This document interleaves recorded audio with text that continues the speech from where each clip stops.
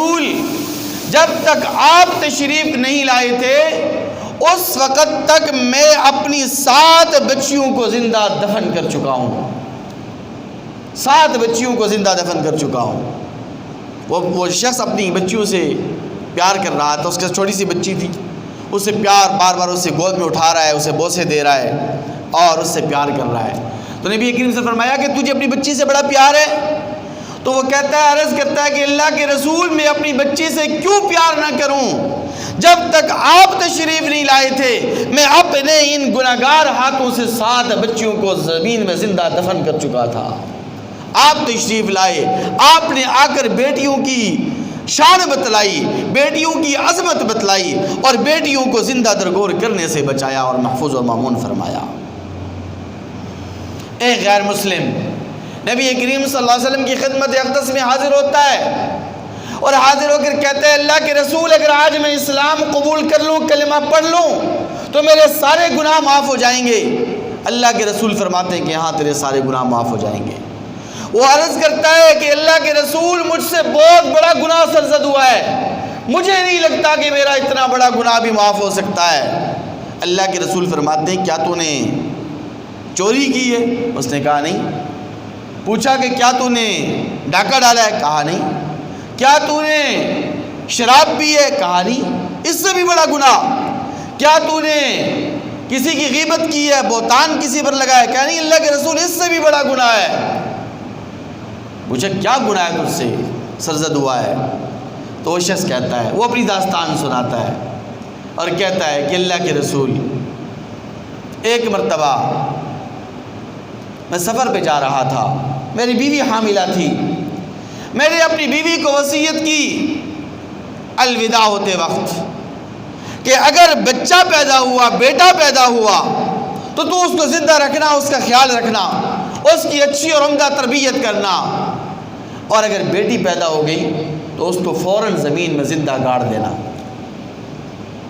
کیونکہ عرب کے دستور کے مطابق لوگ اس بات کو اپنے لیے بڑا معیوب سمجھتے تھے کہ اس کی بیٹی زندہ رہے، وہ جوان ہو اور اس کے ساتھ پھر کوئی مرد شادی کرے اور وہ مرد اس شخص کا داماد بنے۔ یہ بات عرب کے لوگوں کے لیے ان کی شان کے خلاف تھی، ان کے دستور کے خلاف تھی اور ان کے مزاج کے خلاف تھی۔ اللہ کے رسول میں سفر پہ چلا گیا، ایک عرصے کے بعد واپس آیا۔ جب میں گھر میں پہنچا تو میں نے دیکھا کہ ایک خوبصورت سی ننھی سی گڑیا ہمارے گھر کے اندر ہے، وہ میرے ساتھ کھیلتی بھی ہے، وہ میرے ساتھ لاڈ پیار بھی کر رہی ہے۔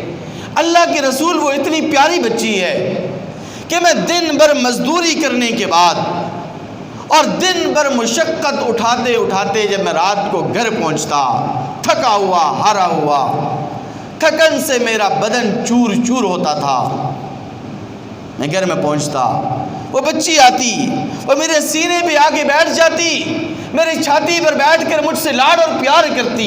اللہ کے رسول میں ساری تھکن بھول جاتا، کیونکہ بچیاں ہوتی ہیں پیاری ہیں، بیٹیاں اپنے باپ سے ویسے بھی بہت زیادہ محبت کرتی ہیں۔ اللہ کے رسول اس بچی سے مجھے بہت پیار بھی ہو گیا، میرے دل کے اندر اس کی محبت بھی پیدا ہو گئی۔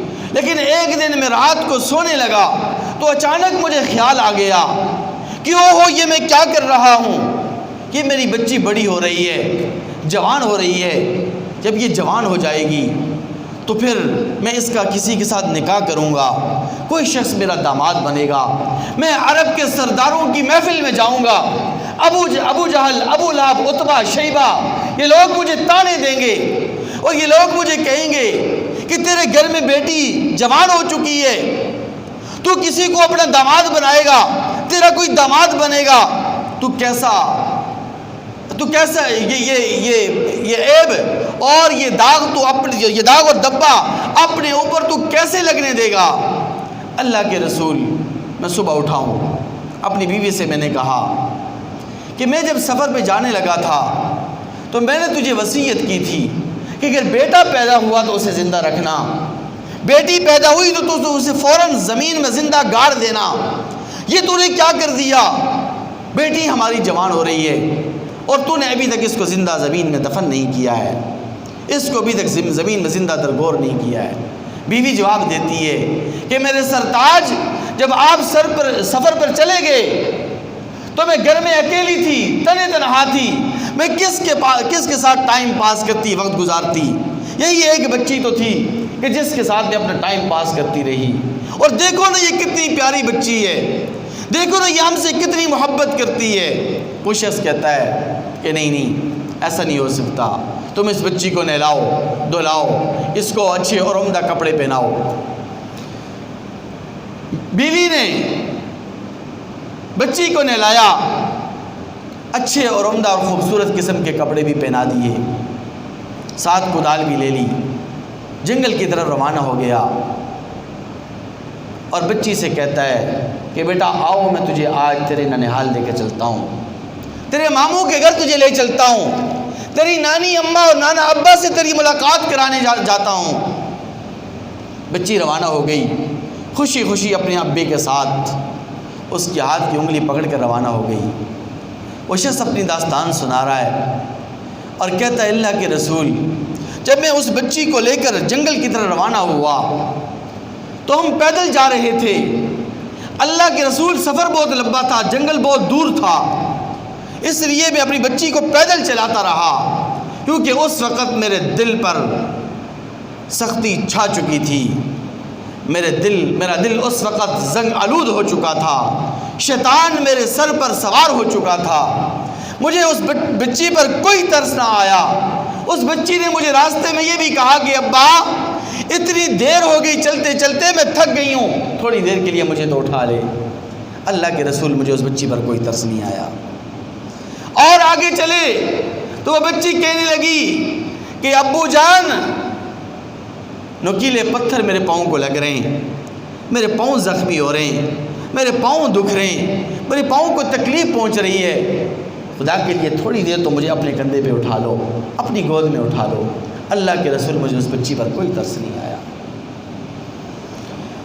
اللہ کے رسول صلی اللہ علیہ وسلم جب میں اس بچی کو لے کر جنگل کے اندر پہنچا اور جنگل کے اندر میں گڑھا کھودنے لگا، دوپہر کا وقت تھا، سورج اپنی آب و تاب کے ساتھ آسمان دنیا پہ چمک اور دمک رہا تھا۔